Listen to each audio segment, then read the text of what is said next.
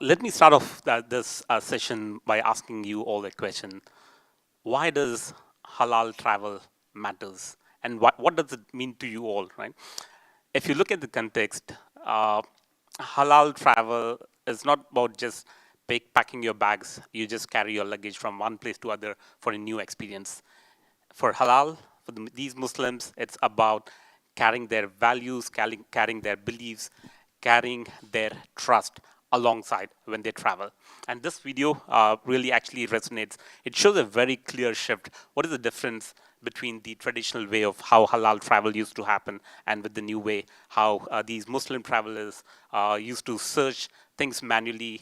Now it's about a real-time, context-aware travel support that is needed. So old model was, give me a list of things and I'll give you a result of things that you can pick up and plan your travel. But now it's more on AI, and as you see in the video, a lot of value is to be added. It has to be context aware. It has to understand the situation of these Muslim travelers, right? AI should reduce anxiety and not increases. The real product is confidence, and when you build, like Crescentrating and Halal team is planning up this video, this technology, AI actually understands how we could actually scale this more confidently and build that trust. So the future of halal travel is not just the better search, it's the better understanding of your Muslim needs. With that, a quick introduction about myself. I'm Fateh Ali.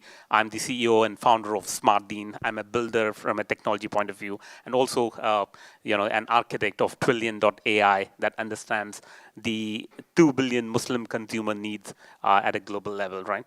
My work sits between AI, Muslim consumers, and consumer intelligence in the faith-based behaviors.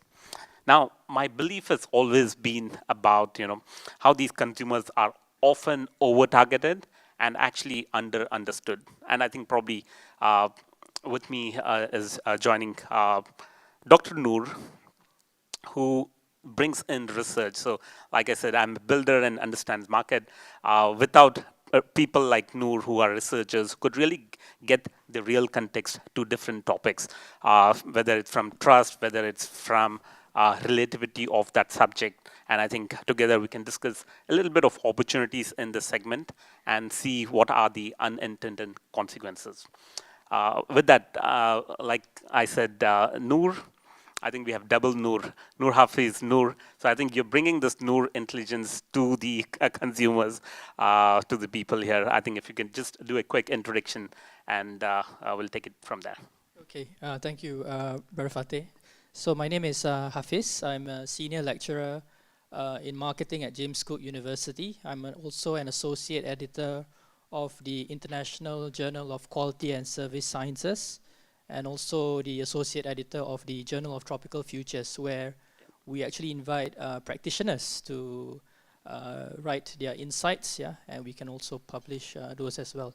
So halal travel has always been one of my research interests, right?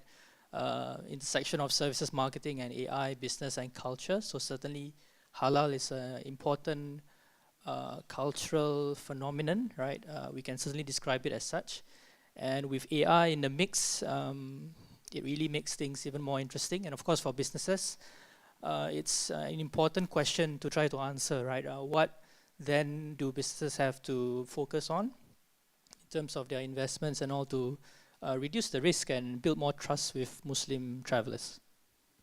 Excellent. Having said that, I think from an organizational point of view, what are the different behaviors and risks you think these Muslim travelers go through, or these travel agencies, tourism, halal departments would actually come across? What is your perspective from your market side of it? Yeah, I think one tool that we can use to sort of organize our thoughts around this is the familiar customer journey, right? I think all of us are somewhat familiar with that model where we look at the pre, during and post. And overlaying that, we see that there are a couple of risks that AI brings that if we do not have the necessary AI harnesses, right, it may then be detrimental to the trust that the brand is trying to build with the Muslim travelers.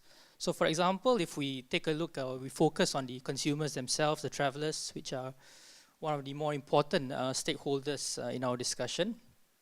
In the pre-trip, there could be a risk that there's an AI bias that misguides tourists to non-halal options. And of course, that's a pretty serious one to tackle. During the trip itself, right, there could be too much AI implementation, and this may reduce the human interaction and weaken the Islamic hospitality that some brands would really try to underpin their value proposition. And for post-trip, there could be fake reviews, right? We know that not all the reviews out there, especially today, are real. Yeah, there could be farms of AI farms, right, that are basically churning out these many reviews, and many of us use these as signals of trust as well. So that's one that we need to look at. From the organization perspective, right, in terms of pre-trip, AI platforms may favor larger companies. Larger companies may have the necessary resources, access to the more developed, more mature platforms, right? Perhaps due to their financial resources, and that puts a certain limitation, a certain restriction, especially on SMEs, small and medium-sized enterprises, of course, in the halal sector itself. During the trip itself, for organizations, there's a risk for the employees themselves, because automation and AI may displace the employees. So I think this is also an important area to look at if we talk about the sustainability of the entire ecosystem. This must be looked into seriously, right? How do we take care of the employees themselves, without being displaced by AI? And post-trip, AI may do such a good job in Muslim travel or in any travel sector really that it promotes over-tourism, which of course also strains the sustainability ecosystem as well. And finally, for regulators and policymakers, really we need to look at mechanisms that can flag dubious halal claims and standards. When it comes to during the trip, it's all about data privacy and protection as well. And for the post-trip, it needs to look at the oversight of AI-generated reviews. So not to put a dampener on the whole positivity that we often hear when we talk about AI, but certainly AI must be orchestrated well, and these AI harnesses must be there in the system as well to ensure that it's managed carefully, right? So it's really about using AI in a way that builds trust. Trust not just with the external stakeholders, but your internal stakeholders as well, those in the organization. Agree. I think just to add on to some of these points you've mentioned, I think Muslim travelers are really not one segment. Like Brother Faisal mentioned, faith is shared globally, but the context of different Muslim consumer markets are different. The behavioral are different, the spending power is different. So I think a family from London is different from family from, say, Lahore or Lucknow, right? A family who's going on a joint larger trip is different behavioral versus a solo trip who is going to, say, Langkawi, right? So the business travelers in Tokyo versus a single solo traveler somewhere in say London is going to be very different, and they all have different behavioral needs. For example, they have the faith needs. Same person behaves very differently during Ramzan, whether if his trip has a Friday in between.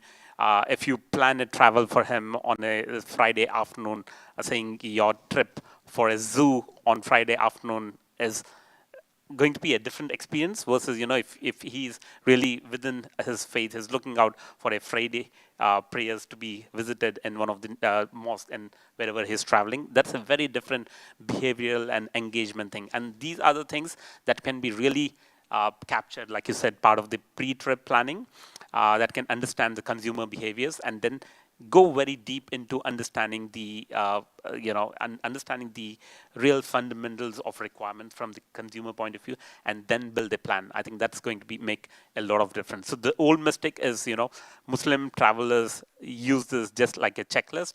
Halal food, check. For example, Qibla directions in the hotels, checked. These kind of small check marks is definitely is needed, but overall, when you look at long-term perspective, understanding their behaviors and the needs using AI is going to be fundamental in the next era. Going forward, I think you talked about risk. What do you think? How do we increase the trust between the actual halal tourism segment? Yeah, I think that's an important question. If we look at the nature of trust and customer complaints, for example, or feedback, a lot of feedback is really not just related to the frontline service staff. A closer look at customer feedback often reveals that service quality and excellence is related to other departments as well. Product quality, pricing, right? So that gives us this idea that to build trust with the consumer is not just about sending your frontline staff to a one-day training course, and that's not going to do the job, right? One gap that I alluded to earlier with my discussion with Rauda was the knowledge gap.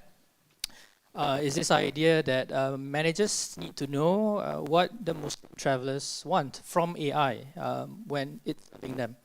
And research has shown as well that when we are interacting with human service agents, we expect different factors compared to sorry about that, as compared to the AI service agents.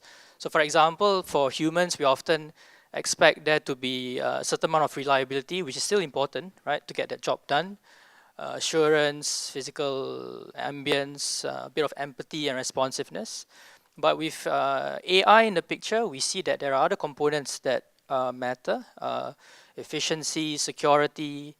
Ironically, the human contact or the ability to contact a human being is still important, even though you are sending the AI over, yeah, to interact with the Muslim traveler itself. So that knowledge gap has to be closed. Assuming that that knowledge gap is closed and the travel manager knows what the travelers want, another gap that has to be closed is the policy gap. And that's where you are able to translate these needs into actual service specifications. How do you design your processes, right, such that those would meet those needs that you had been able to gather earlier, those insights. So that requires expertise as well. I think platforms like these is certainly important. It brings together a whole range of different experts, yeah, from industry as well as in academia, and we need all hands on deck, yeah, to really try to optimize, right, the customer experience with AI. Then there is the delivery gap. Assuming we are able to translate these designs into proper specs, we need the necessary AI tools to deliver, right? Just using free ChatGPT, Gemini, Claude will not do the job, right? We have to go into much more sophisticated means, yeah, with AI in order to deliver. Communications gap is also one. Unfortunately, there's a lot of hype on AI, and these will influence travelers to a certain degree, right? They might think that AI will just do everything. So it's important that travel agencies as well, operators, the different attractions and all, that they also counter this hype with accurate information about what the AI is supposed to do.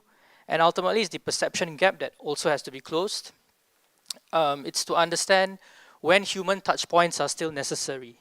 So for example, one interesting phenomenon is when we talk about service recovery, right? When services go wrong, right? So interestingly, research has shown that sometimes travelers may prefer AI and sometimes travelers may prefer humans. So for example, if there is a service failure and it's caused by the traveler themselves, the customers themselves, right? Maybe they do something wrong, yeah, they didn't do what they're supposed to do. They prefer an AI to interact with, yeah. But however, if it's the company's fault, they would want to be interacting with the human service agent. Even to the point of, let's say, when things go wrong, right, who would they want an apology from? It's a human employee. But in terms of the redress and the compensation and whatnot, the AI can do the job. So there's that component of scalability there. So all these are fascinating insights, right?